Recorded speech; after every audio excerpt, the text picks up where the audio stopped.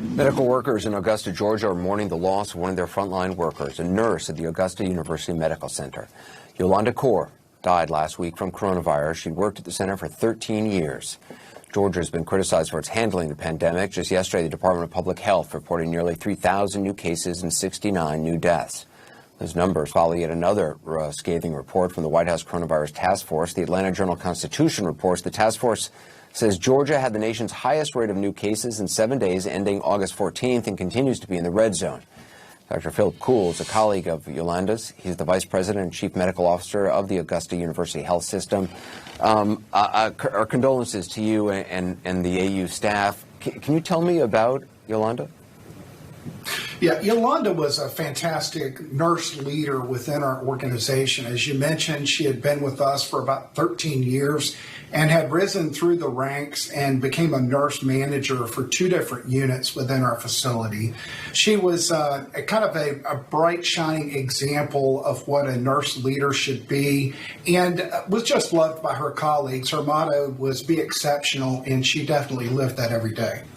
It's got to be, it's got to be terrifying for all medical personnel and people who work in hospitals.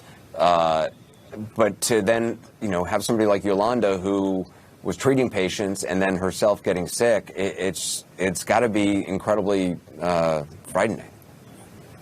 It is frightening, and our staff are working incredibly hard to take care of COVID patients in spite of that.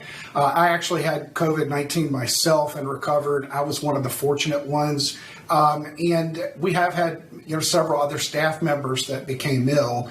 This would be our 3rd staff member that we've lost to COVID-19, and it is a sad time for the team. But overall, the team's working incredibly hard, providing excellent care in spite of all of that. And what are you seeing in the hospitals? How many the flow of patients? Well, luckily, we are starting to see our numbers decline, both at our facility and in Georgia. We are coming down off of a peak, and I'll tell you that the peak has been a bit of a challenge. It has stretched our staff, it stretched our facility, but I am pleased that we're now appear to be coming down off of that peak and appear to be over it, and numbers are declining. We've had a 7-day average new cases in Georgia down 26%. Statewide, our hospitalizations over the past week or so are down about 19 or 20%. Augusta has been lagging a little bit behind the state in terms of that decline, but we're starting to see our numbers decline now, and that is a welcomed respite for our staff. We would love to see them continue to decline. When a doctor, when a medical personnel gets COVID-19, what's the protocol? What happens? Yeah, well, we have a whole protocol. We follow the CDC guidance for how people, go into isolation, how long they have to be in isolation, a testing protocol, et cetera.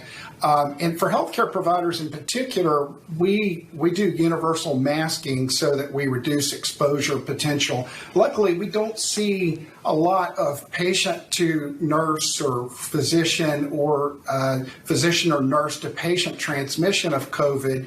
It mostly occurs outside or in the break room or outside of the work setting is where the majority of the cases that we've seen in our healthcare providers occurring. Interesting. Dr. Phillip Coule, appreciate your time. Thank you so much.